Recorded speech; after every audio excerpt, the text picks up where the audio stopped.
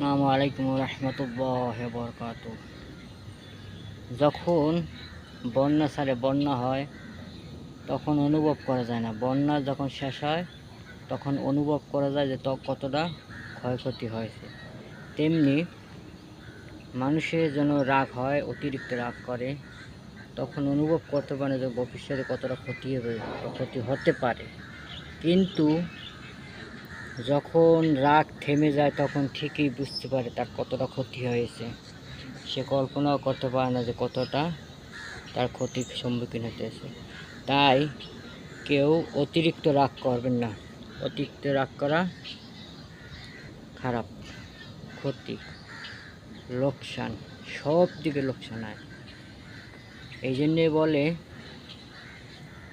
যে উঁচু জমিতে ফসল হয় না, তেমনি অতিরিক্ত রাগ জমিতেও ফসল হয় না, আর অতিরিক্ত রাগ ক্ষতিকর। ওকে, খোদা হাফেজ।